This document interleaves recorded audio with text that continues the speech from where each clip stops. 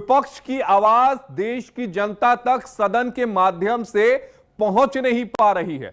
और इसी पर चर्चा करने के लिए हमारे साथ खास मेहमानों का एक पूरा बड़ा पैनल जुड़ा है। हमारे साथ डॉक्टर आशीष हांडा जी हैं, नेता हैं भारतीय जनता पार्टी के। हमारे साथ प्रोफेसर एचडी भारती जी हैं, प्रवक्ता हैं समाजवादी पार्टी के। हमारे साथ संदीप त्रिपाठी जी हैं, प्रवक्ता हैं कांग्रेस पार्टी के।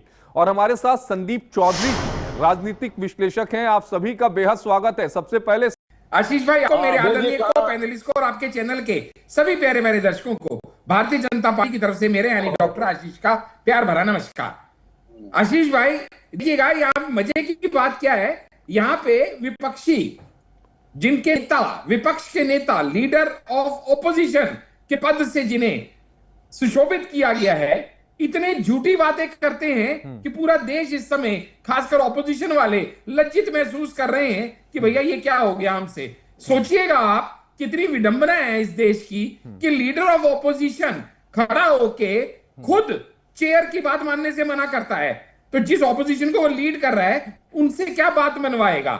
क्यों कह रहा हूं मैं ऐसा? क्योंकि वो 5 बार के सांसद हैं, उन्हें पता होना चाहिए कि कोई भी किताब जो पब्लिश नहीं हुई है उसको ऑथेंटिकेट किए बिना आप संसद के पटल पे उसका जिक्र नहीं कर सकते। और ऐसा एक बार नहीं, अरे वो छोड़िए, जो किताब पब्लिश नहीं हुई उस किताब को लेकर वो संसद में पहुंच गए। मैं तो हैरान इस बात से हूं। क्या सर? मैं कह रहा हूं कि जो किताब कभी प्रकाशित ही नहीं हुई उसकी पूरी कॉपी लेके वो पहुंच गए थे संसद में।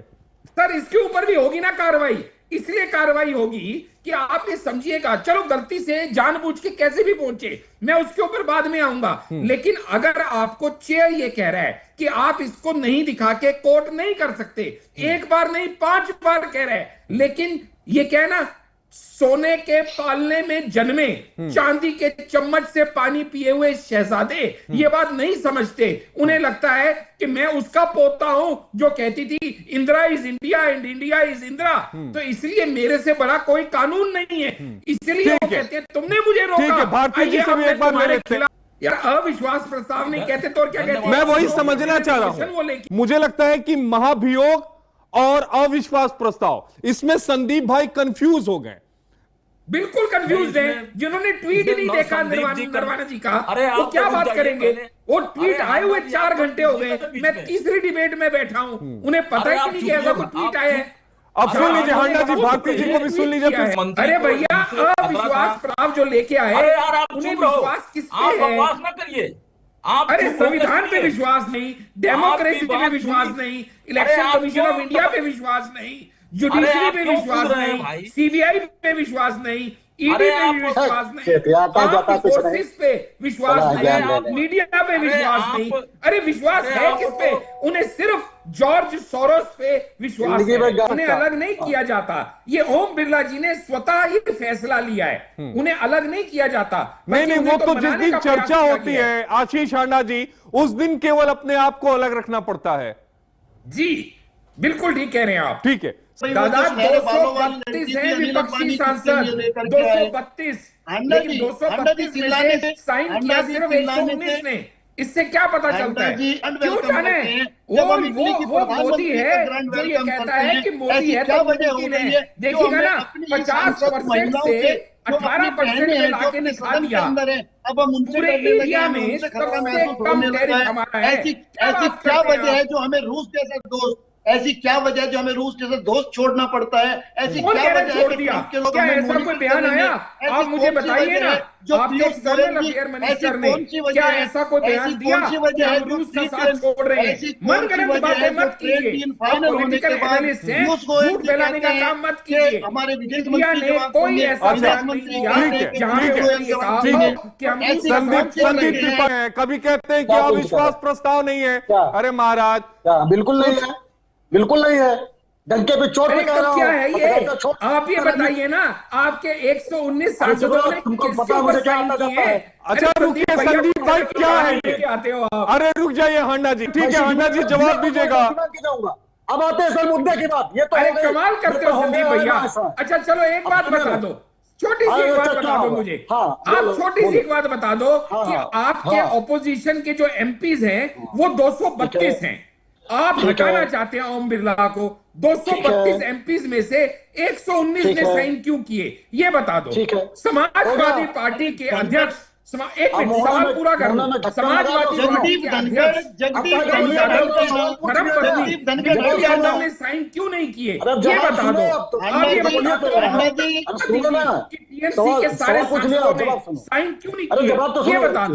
आपके इंडिया अलायंस में दो फाड़ है, पहले ये बता दो। क्या आपको पता है कि राहुल गांधी ने खुद ने इस पे साइन नहीं किए? सवाल पूछ लिया, जवाब तो सुनेगा भाई। जगदीप धनखड़ को हटाने के लिए कितने सवालों सांसदों के के जवाब साइन दे हुए? दो। नहीं संदीप जी को जवाब देने दीजिए।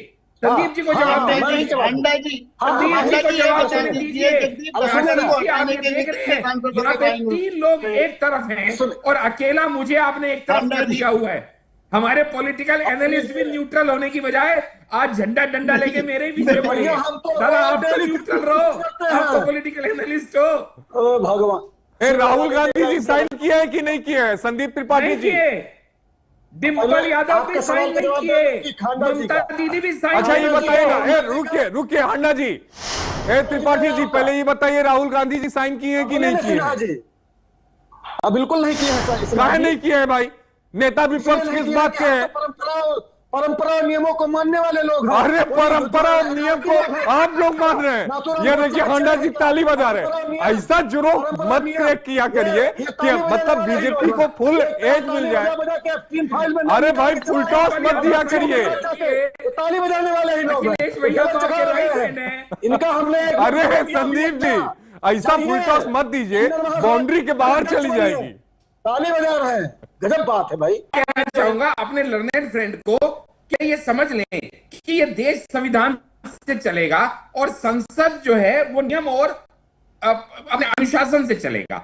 आप एक बात बताइएगा, मेरी बात खत्म होने दीजिए। मैंने आपकी बात पूरी ध्यान से सुनी, मैंने आपकी बात भाटी जी पूरी ध्यान से सुनी। आप भी थोड़ा सा वो गरीब मैंने आपकी बात पूरी सुनी ना। अरे आप ही ने जो सवाल उठाए मैं उन्हीं के जवाब दे रहा हूँ मेरे दोस्त। आप ही के सवालों के जवाब दे रहा हूँ, मुझे देने दीजिए ना। अरे घबरा क्यों रहे हैं? मैं जवाब दे रहा हूँ ना आपकी बात का, सुन तो लीजिए। आपकी बात का ही जवाब दे रहा हूँ। आपने जो सवाल उठाए उसका जवाब दे रहा हूँ, देने दीजिए ना। अरे क्यों घबरा रहे हैं भैया? नहीं पूछूंगा। अरे सदन में भी कुछ ऐसा ही हो रहा है, नहीं पूछूंगा। एक दूसरे को नहीं सुनेंगे तो डिबेट आगे बढ़ेगी कैसे? आशीष भाई आप देखिए ना, सुन लीजिए हंडा जी को, फिर भारती जी आप जवाब दे दीजिएगा। सुन लीजिए 30 सेकंड। मैंने पूरी बात उनकी ध्यान से सुनी, उम्मीद करता हूं वो भी मेरी सुने। मैं सिर्फ इतना कह रहा हूं कि जब वो ये कहते हैं कि हम नियम की बात करें और हम अनुशासन की बात करें, आप बताइएगा ना, क्या पीएम के चेयर का घेराव करना नियम अनुसार है? क्या टेबलों पे चढ़ जाना नियम अनुसार है? क्या संसद भवन में प्ले कार्ड और बैनर लेके जाना नियम अनुसार है? क्या चेयर के 5 बार मना करने के बाद कि आप अप्रकाशित किताब का जिक्र संसद में नहीं कर सकते, आप संसद भवन से बाहर जाके जितनी बार मर्जी जिक्र कीजिए, क्या ये नियम अनुसार है? ठीक है, क्या भारती जी जवाब दीजिएगा, फिर संदीप त्रिपाठी जी को चाहिए या नहीं माननी चाहिए? आप ये जवाब दीजिए। और आप इसका भी जवाब दे दीजिएगा कि डिंपल यादव ने साइन क्यों नहीं किए, इसका भी जवाब दे दीजिएगा। जनता जानना चाहती है ये कि क्या हो गया। डिंपल यादव को नहीं समझ में आ रही क्या राहुल गांधी की बात? अखिलेश यादव डिंपल यादव राहुल गांधी खुद अपनी बात नहीं समझ पा रहे हैं, वो खुद साइन नहीं किए हैं। अरे भैया एक नियम है कि अप्रकाशित किताब का जिक्र संसद में नहीं हो सकता। जो राइटर है नरवाने जी वो कहते हैं कि ये अभी तक पब्लिश नहीं हुई। जो पब्लिशर है पेंगुइन इंडिया वो ये कहता है ये प्रकाशित नहीं हुई। पब्लिशर कहता है प्रकाशित नहीं है, राइटर कहता है प्रकाशित नहीं है।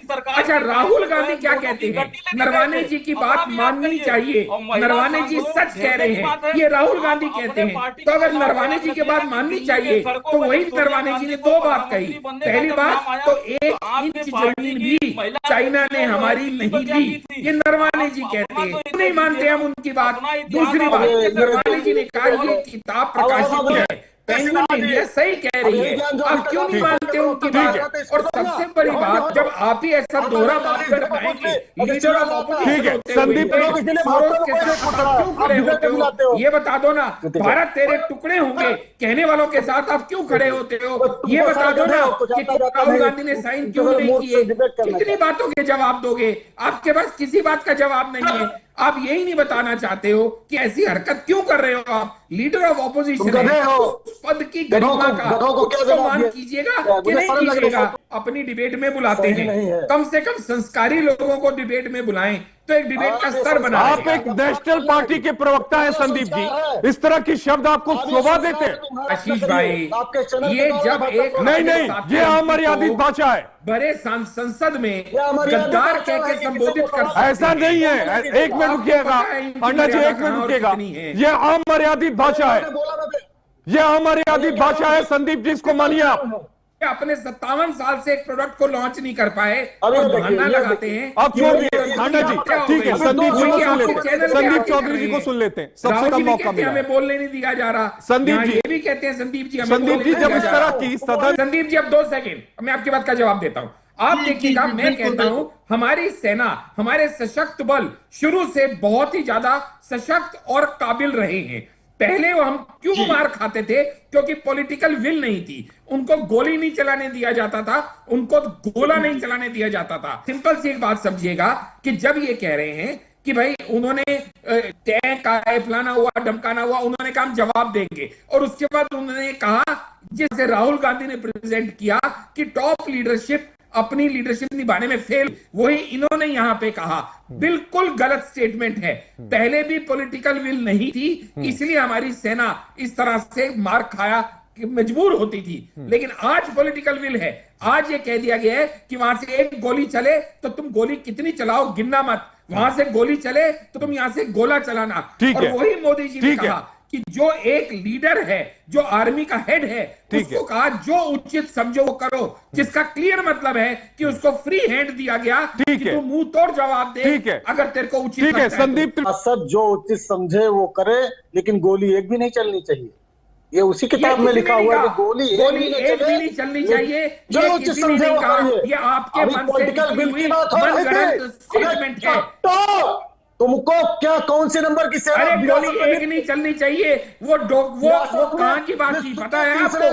पता भी है आपको? आपके बाबू ने जब दोनों तरफ से गोली नहीं चल रही है और सिर्फ हाथों से और उसके क्या गन के मुठ से लड़ाई हो रही है, तब ये कहा गया। आपको कुछ पता है? आपको जियोपॉलिटिक्स के बारे में कोई नॉलेज है? ठीक है, इसके बारे में कोई नॉलेज है? समय की कमी है, समय की कमी है, माफ करिएगा। संदीप जी आपका, भारतीय जी आपका, और आशीष अन्ना जी आपका, आप तीनों खास मेहमानों का जुड़ने के लिए बेहद शुक्रिया। 3 खास मेहमान हमारे साथ थे जिन्होंने अपनी बातों को रखा। अभी पुरानी बातें निकालोगे तो ये बता दो ना फिर, प्रोग्राम के टाइम पे राहुल गांधी चाइनीज एम्बेसी में क्या करने गए थे? ये बता दो ना कि राजीव गांधी फाउंडेशन में काहे को आप चाइना से पैसे लिए हो? ये बता दो ना 2008 के MOU में आप क्या लिखे हो? अब ये बता दो ना कि एंटी इंडिया ब्रिगेड सोरोस के साथ आप क्यों खड़े होते हो? ये बता दो ना भारत तेरे टुकड़े होंगे कहने वालों के साथ आप क्यों खड़े होते हो? ये बता दो ना कि राहुल गांधी ने साइन क्यों नहीं किए? कितनी बातों के जवाब दोगे? आपके पास किसी बात का जवाब नहीं है। आप यही नहीं बताना चाहते हो कि ऐसी हरकत क्यों कर रहे हो आप?